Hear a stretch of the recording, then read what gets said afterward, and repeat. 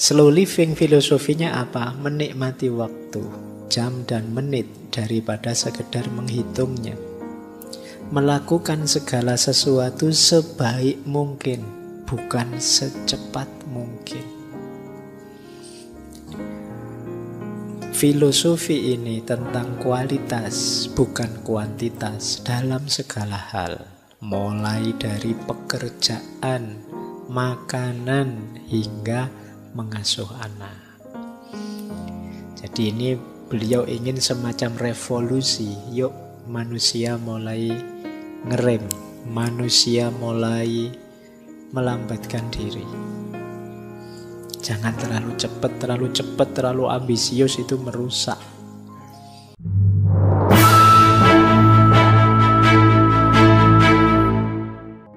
Assalamualaikum warahmatullahi wabarakatuh. Bismillah, mari kita lanjutkan lagi ngaji kita. Baik, jadi ini kritik kedua terhadap fast culture. Kritik ketiga, hubungan sosial jadi terancam. Kenapa? Karena kecepatan ritme hidup kita sulit dekat secara mendalam dengan orang lain. Emosi kita tidak terlalu dalam terlibat dengan teman kita, sahabat kita, bahkan keluarga kita. Karena tugas-tugas yang banyak, kerja yang banyak, sampai di rumah pun, bahkan mungkin sama bapak ibunya, sama anak istrinya, tidak bisa dekat. Di rumah juga sibuk mikir kerjaan. Akhirnya kan kadang-kadang ya ngumpul sih di rumah, tapi dengan gadgetnya masing-masing, asik, tidak saling peduli. Makan bareng sih, tapi sambil makan ya nonton HP-nya sendiri-sendiri. Itu yang di dalam rumah, apalagi yang di luar rumah. Saya tidak tahu anak-anak hari ini, anak-anak kecil itu yang jarang ketemu teman-teman tetangganya kiri kanan itu yo, kalau siang main apa, kalau sore main apa, mesti nanti larinya ke gadget. Ya syukur dia masih sekolah, mungkin di TK-nya, di PAUD-nya masih ketemu teman, tapi di luar itu ya gadget pasti. Nah, jadi hubungan sosial terancam. Kualitas hubungan antar manusia jadi dangkal. Kita tidak saling dalam, maka kita sulit berempati. Jadi kita sulit merasakan yang dirasakan orang lain. Selama ini kita yang dipikir diri kita saja. Kritik ketiga. Kritik keempat. Kata Honore, yang kita sebut cepat itu tidak selalu sama dengan efisien. Kadang-kadang cepat itu malah masalah. Karena cepat akhirnya kualitasnya jadi kurang. Karena cepat ada yang kelewatan keliru. Teman-teman ngerti sendirilah kalau kerja sambil kesusu-susu itu kan mesti ada saja kurangnya. Maka hati-hati dengan slogan lebih cepat lebih baik. Tidak mesti lebih cepat itu lebih baik. Kadang-kadang lebih cepat itu tadi jadi malah tidak efisien, malah kerja 2 kali. Akhirnya kita malah menyesal ini, Allah kemarin ngapain aku kok kelewatan yang tadi, kok tidak hati-hati yang tadi. Itu karena terlalu cepat. Jadi ini kecepatan tidak sama dengan efisiensi, dan tidak berarti lebih cepat pasti lebih baik. Itu kata Honore, kecepatan dapat memberimu perasaan gembira yang luar biasa, tapi itu ada tempatnya.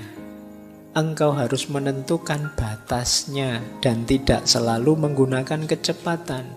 Kata dia, adalah bodoh untuk minum segelas anggur secara cepat, dan adalah bodoh untuk memainkan Mozart terlalu cepat. Kalau kamu main Mozart, ya main musik, itu kan yo ada ritmenya. Kalau terlalu cepat bubar. Minum wine, orang sana bukan kalian. Itu kan ya minumnya sedikit. Kalau kamu kan dari itu minum kok sedikit gitu ya. Tapi memang kalau banyak terus cepat malah lepas etiknya, malah ndak nikmat. Jadi ya semuanya ada ritmenya. Kalau kalian terlalu cepat, ya ndak bisa menikmati, malah terlewat dari makna, nilai dan kenikmatannya. Apa saja itu. Jadi ini kritik beliau. Ada lagi yang kelima, beliau mengkritik fast culture itu sering mengabaikan ritme alami hidup. Alam semesta ini termasuk manusia ada ritmenya. Ayo kita pahami, iya kita harus tahu kapan kita kerja, tapi juga harus tahu kapan istirahat. Kapan kita evaluasi, kapan kita refleksi. Anak-anak juga ada ritmenya, orang dewasa ada ritmenya, setiap makhluk ada ritmenya. Begitu kita kacau ritme kita, putus ritmenya, pasti tidak seimbang. Pasti kemudian ada masalah dalam hidup kita. Jadi nanti slow living itu tidak sekedar lambat, tapi sebenarnya mengembalikan lagi ritme alami ini.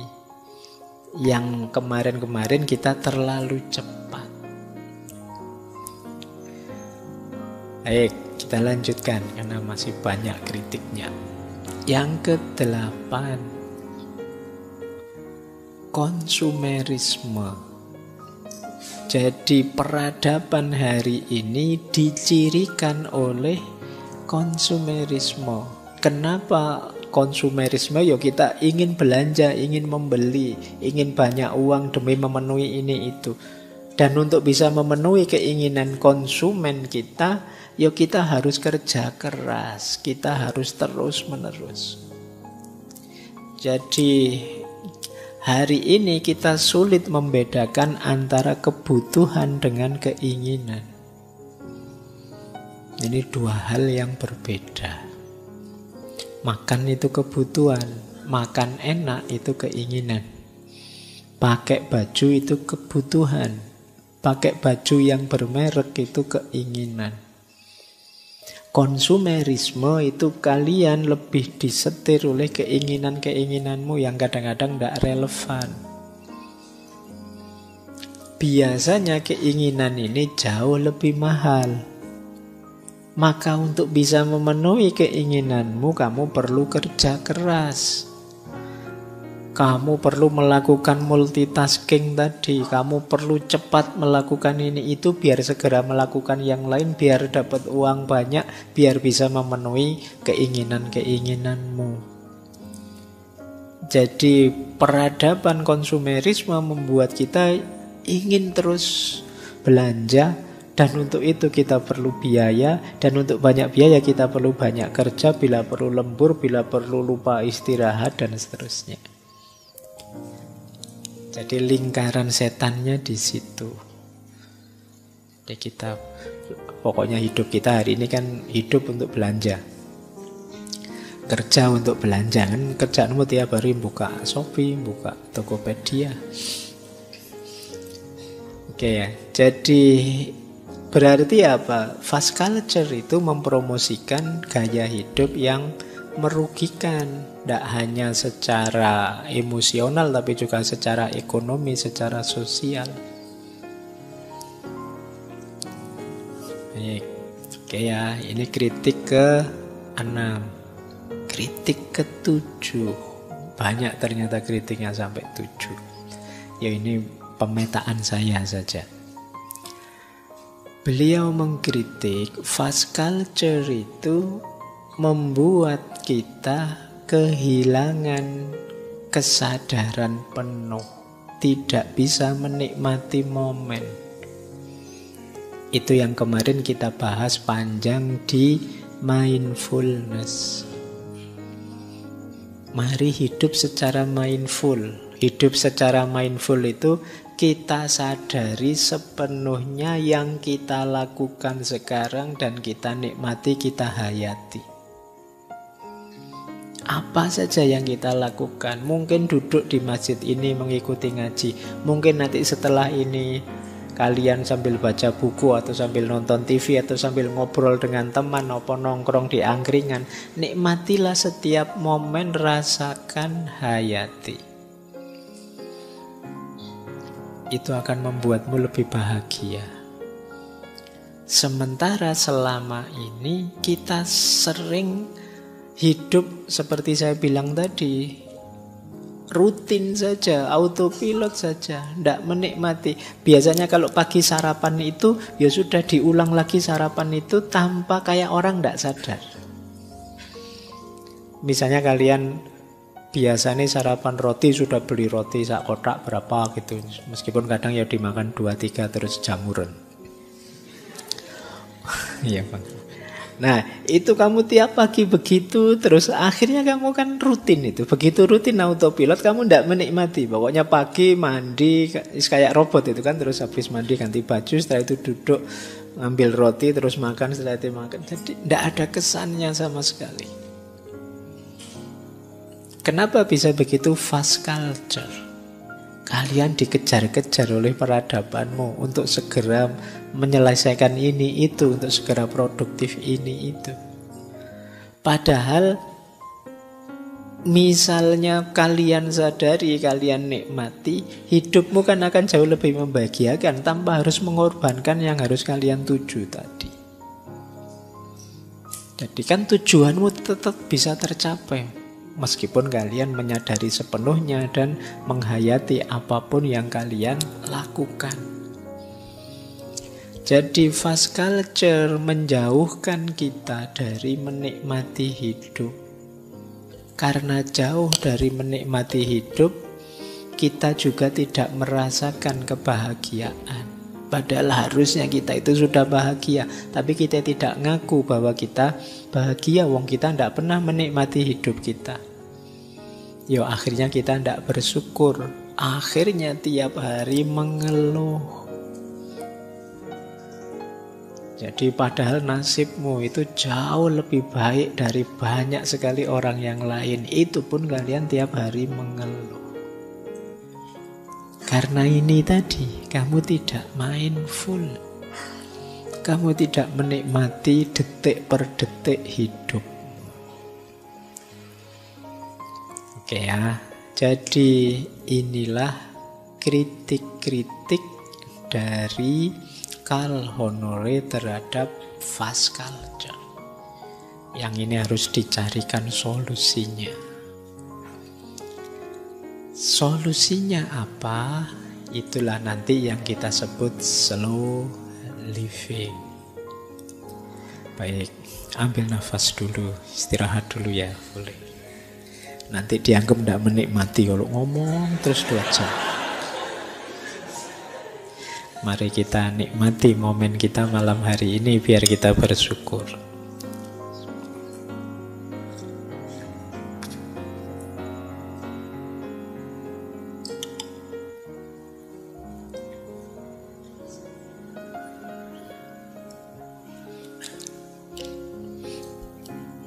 Oke ya, baik.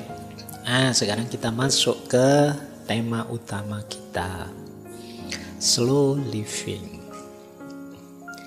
Slow living itu, ini kalau dari bukunya ya, maknanya secara umum filosofi hidup yang menekankan pentingnya memperlambat ritme untuk menikmati momen, mendalami pengalaman, dan menghargai kualitas daripada kuantitas dalam segala aspek kehidupan. Jadi karena memang peradaban kita hari ini agak terlalu cepat, ada pentingnya kita lambatkan sedikit. Nanti di bagian bukunya yang lain beliau bilang begini, slow living itu satu revolusi budaya yang menentang anggapan bahwa lebih cepat selalu lebih baik. Jadi jangan didefinisikan cepat pasti lebih baik. Filosofis slow kata Honore, bukan tentang melakukan segala sesuatu dengan kecepatan lambat. Jadi meskipun begitu bukan kok terus ayo kalau begitu berlambat-lambat, bukan itu. Tetapi berusaha melakukan segala sesuatu dengan kecepatan yang tepat. Jadi karena sebelumnya kita terlalu cepat, fast culture kan perlu diperlambat. Diperlambat itu biar ketemu ritmenya yang pas. Jadi targetnya bukan berlambat-lambat, tapi menemukan ritme yang tepat, yang pas. Karena kemarin terlalu cepat. Jadi slow living itu bukan hidup yang santai-santai, males-males, nge-slow saja. Tidak begitu, tapi hidup yang tepat kecepatannya. Kata Honore, menikmati jam dan menit daripada sekedar menghitungnya. Kita selama ini kan lebih banyak menghitung waktu, bukan menikmati waktu. Sudah berapa jam ngaji kita ini? Wah, kurang berapa menit lagi ya. Saya kok rasanya sudah tidak betah ini. Saya kan ini. Kamu tidak bisa menikmati momen, kamu menghitung waktu tiap hari. Wah, sudah kuliah semester 2 sekarang atau semester 3 sekarang, berarti kurang 2 tahun 3 bulan. Kamu ngitung waktu terus. Wah, usia saya sekarang sudah 20, 5 tahun lagi berarti nanti ditanya kapan nikah ini mesti. Karena kamu ngitung waktu.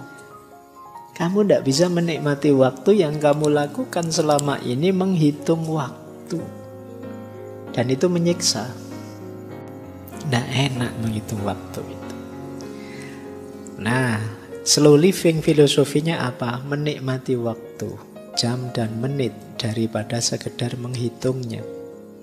Melakukan segala sesuatu sebaik mungkin, bukan secepat mungkin. Filosofi ini tentang kualitas, bukan kuantitas dalam segala hal. Mulai dari pekerjaan, makanan, hingga mengasuh anak. Jadi ini beliau ingin semacam revolusi. Yuk manusia mulai ngerem, manusia mulai melambatkan diri. Jangan terlalu cepat, terlalu ambisius, itu merusak.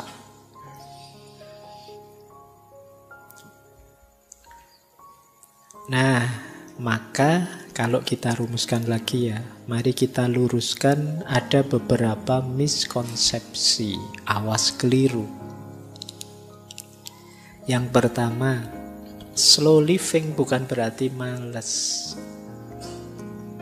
Awas keliru ya, karena kadang-kadang kalian memaknai slow Pak, makanya saya tidak lulus kuliah sampai semester 14, tidak apa-apa Pak. Saya slow prinsipnya Pak, bukan itu. Jadi slow itu lebih hidup efektif, mengalokasikan waktu untuk hal yang memang fokus, yang memang prioritas, yang memang cocok.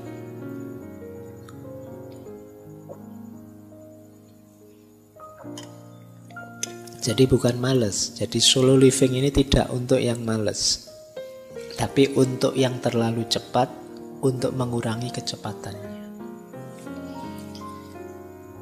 Ya meskipun ada yang bilang, tapi males itu kadang-kadang penting loh Pak. Ya.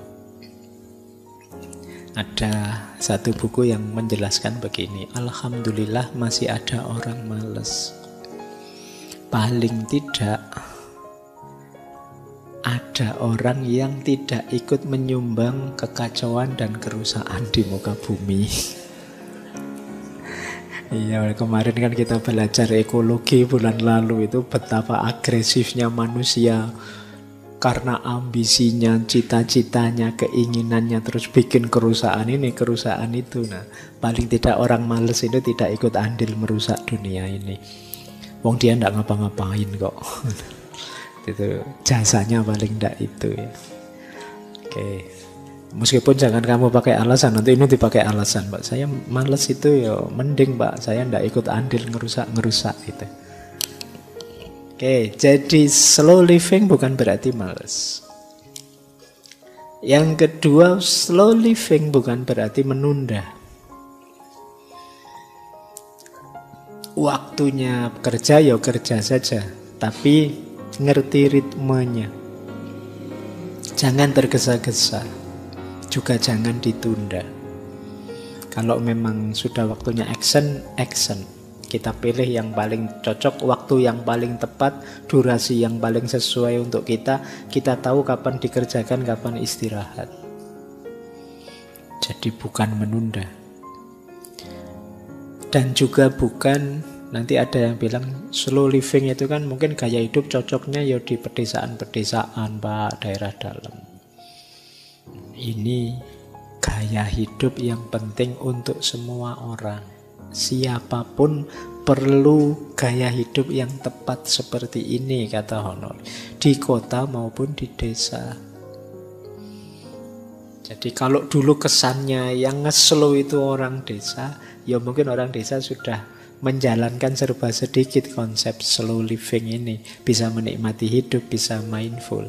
Harusnya gaya di desa menulari yang kota. Tapi kan sekarang kebalikannya, gaya kota nular ke desa. Orang desa sekarang tidak kalah ambisius, tidak kalah kemerungsungnya dengan orang kota, tidak kalah fastnya peradabannya.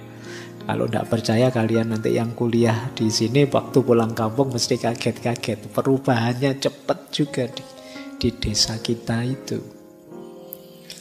Nah, jadi ini tidak desa, tidak kota.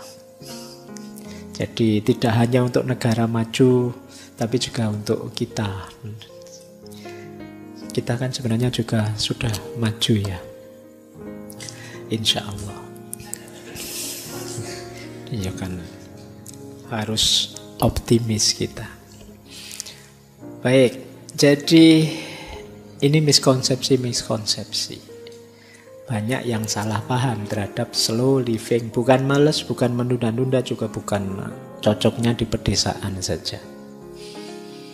Kata Karl Honore, bersikap lambat berarti mengendalikan ritme hidup sendiri. Engkaulah yang memutuskan berapa cepat harus melangkah dalam konteks apapun. Jika hari ini aku ingin melangkah cepat, aku akan melangkah cepat. Jika besok aku ingin melangkah lambat, aku akan melangkah lambat. Yang kita perjuangkan adalah hak untuk menentukan tempo sendiri.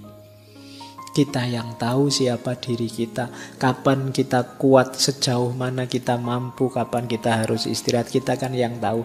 Ayo kita putuskan, kita tentukan sendiri.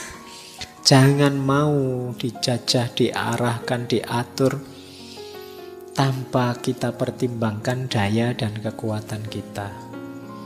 Ini yang diinginkan oleh Honore. Inilah nanti yang disebut slow living. Oke, kita lanjutkan. Sekarang prinsip-prinsipnya. Dari buku-bukunya Honore, kalau saya simpulkan, setidaknya ada 10 prinsip pokok dari slow living. Jadi kalau kalian ingin hidup yang slow, perhatikan 10 ini. Yang pertama, kesadaran. Yang tadi kita sebut mindful tadi. Mari hidup secara sadar. Untuk yang pertama ini ya kita banyak belajar misalnya dari Socrates tentang self-awareness, tuntutan untuk mengenali diri, menyadari diri. Siapa aku? Apa kelemahan-kelebihanku? Aku tipe orang yang seperti apa? Ini kesadaran-kesadaran diri. Di situ nanti kita bisa ngukur, oh saya mampunya sejauh ini. Kalau kerja fisik seperti ini ya saya bisanya yang selevel ini dan seterusnya. Jadi ini yang pertama, kesadaran. Yang kedua, keseimbangan. Jadi slow living itu seimbang. Jangan fokus nyari kesenangan fisik saja, lupa kepuasan batin kita, atau mengejar ambisi kepuasan batin saja, lupa kesehatan fisik kita. Harus seimbang. Pikiran, mental kita, jasmani kita, rohani kita itu harus seimbang, semuanya kita urusi dengan baik. Jadi kalau dalam agama ditambahi lagi ya dunia ya akhiratnya. Harus seimbang. Ini kunci kedua. Jadi kalian merasa, Pak, saya ritmenya tepat, Pak, tapi kamu yang diurusi hanya urusan kesenangan materi saja, ya masih belum seimbang. Prinsip kedua, keseimbangan. Kemudian prinsip ketiga, kualitas di atas kuantitas. Awas jangan keliru, kuantitas itu untuk mendukung kualitas. Jadi jangan fokus di kuantitasnya, tapi fokus di kualitasnya. Kadang-kadang kita beraktivitas sebentar tapi dalam itu lebih berkualitas daripada banyak tapi dangkal. Yang tadi banyak contohnya ya. Jadi bagaimana ketika terlalu fokus pada kuantitas kita mengabaikan kualitas. Lebih melihat yang konkret-konkret, lupa bahwa ada yang di-upgrade kualitasnya. Kemudian menghargai proses bukan hanya hasil. Ya tadi rumusnya tadi ya sudah saya sebut. Apa-apa itu ya ada prosesnya, tidak ada yang instan. Kali yang ini apa saja ada prosesnya. Apapun itu, kuliahkah, belajarkah, menikahkah, hidup bermasyarakatKah, ada prosesnya. Mungkin kalian kemarin kaget misalnya baru dari kampung masuk ke Jogja, selama ini hidup di rumah saja sih, tidak pernah bermasyarakat, yang bermasyarakat orang tuamu. Sekarang kamu mandiri harus bermasyarakat sendiri. Itu mungkin ya kaget. Tapi ada proses. Jangan drop dulu, ada prosesnya. Yang baru nikah mungkin juga kaget. Kemarin hidup sendiri, sekarang bersama, ada pasangannya. Itu mungkin ya penyesuaiannya panjang, ada proses. Jangan baru nikah 2 hari sudah sambat nyari konsultan. Belum, yang membayangkan sakinah mawaddah warohmah ya tidak bisa instan. Ada prosesnya. Beradaptasi dulu, sering menyesuaikan dulu. Apa-apa ada prosesnya. Jadi itu prinsipnya slow living. Jadi ayo kalian bisalah menikmati proses, tidak sekedar mencapai hasil. Kalau kalian bisa menikmati proses, insya Allah hasilnya bisa tercapai. Tapi kalau kalian tidak sabar mengikuti proses, kemungkinan hasilnya juga tidak bisa kalian raih. Kemudian tadi ya ada ritme alami. Pahami ritme hidupmu. Memang yang awal tadi kesadaran jadi kuncinya. Jadi jangan lupa kita ini ada ritmenya. Kapan kerja, kapan istirahat, ada ritmenya. Di titik mana kalian mulai lelah, mungkin saatnya kalian mengurangi banyak kegiatan dan lain sebagainya. Kemudian kesederhanaan, simplicity. Sederhananya, konsep simplicity itu jangan memasukkan, melibatkan, nambah-nambah aktivitas kegiatan yang tidak ada hubungannya dengan dirimu atau tujuan-tujuanmu. Kadang-kadang kita itu nyari masalah sehingga hidup kita jadi kompleks, jadi ruwet. Bukan beban kita ikut-ikutan komen misalnya, terus dibantah orang, kita ngamuk jadi rame. Itu nyari masalah. Seperti kata Lao Tzu itu ya, jadi hidup kita itu simple tapi kita yang bikin ruwet sendiri. Ayo kita hidup simple saja, to the point saja, kita nikmati prosesnya. Yang tidak penting, posisikan sebagai tidak penting. Yang sekunder ditaruh di sekunder, yang tersier ditaruh di tersier, biar tidak ruwet. Kalian pilahlah tadi ya, ini kebutuhan, ini cuma keinginan. Jadi yang kebutuhan diutamakan, yang keinginan kalau bisa dipenuhi ya dipenuhi. Ini kayak kita waktu belajar Epikuros di minggu pertama bulan ini. Kemudian keberlanjutan, perhatikan aspek keberlanjutan ini. Ya tentu saja pertama-tama keberlanjutan ekosistem lingkungan kita. Kemudian perhatikan juga keberlanjutan kita, kesehatan kita, dan seterusnya. Kemudian ada prinsip lagi, mari kita bisa mengontrol waktu, bukan dikontrol oleh waktu. Kita subjeknya, waktu objeknya. Hari ini kita sering kebalik, kita dikontrol oleh waktu. Kayak tadi loh, kita dikontrol oleh schedule. Kemudian fleksibel, luwes saja, jangan kaku. Kemarin Pak saya begini, tapi sekarang kok tidak mungkin lagi ya Pak, karena ya sudah diganti saja. Kan tidak apa-apa. Fleksibel saja. Jangan terlalu kaku, karena ada orang yang terlalu kaku dengan jadwalnya, rutinitasnya, dan lain sebagainya. Ya diadaptasi saja, disesuaikan. Tidak masalah. Kemudian hargai individualitas. Menghargai individualitas itu setiap orang beda-beda. Mungkin kalau kalian kuatnya baca buku ya 30 menit, setelah itu tidur. Nah, kalau temanmu dia bisa berjam-jam baca buku, ini namanya individualitas. Temanmu yang sana dia tahan kerja, melakukan apa ini itu seharian tidak pakai tidur siang. Tapi kalau kamu kan biasa tidur siang misalnya ini. Ini namanya individualitas. Masing-masing orang beda-beda. Kamu juga tidak harus membandingkan dirimu dengan orang lain. Wah, teman saya seharian baca buku terus, malu saya juga mau seharian baca buku. Nanti kamu stres karepmu dhewe nanti. Jangan-jangan kamu baru baca buku dapat 2 lembar sudah menguap terus tidur. Tiap orang beda-beda.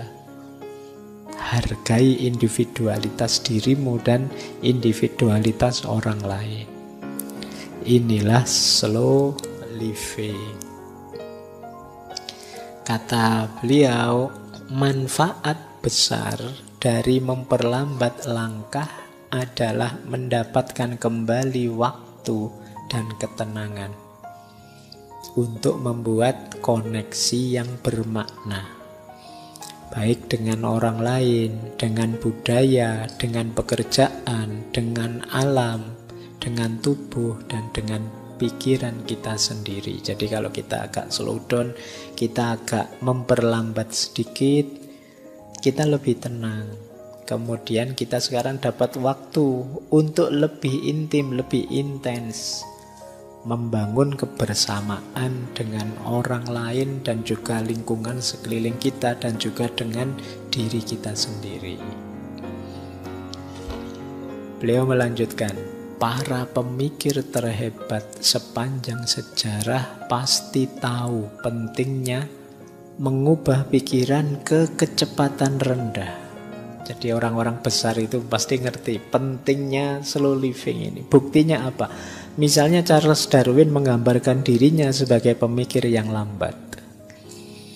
Einstein terkenal karena suka nongkrong, saya bilang tadi kayak ngelamun berjam-jam menatap angkasa di kantornya di Universitas Princeton. Jadi orang-orang besar itu pasti kunci keberhasilan mereka adalah mereka bisa hidup dengan ritme yang tepat sesuai diri mereka masing-masing. Nah, kelemahan kita diburu-buru oleh fast culture tadi. Ini pentingnya sekarang kita belajar untuk memperlambat ritme. Oke, baik. Semoga sudah bisa ditangkap ya maksudnya slow living.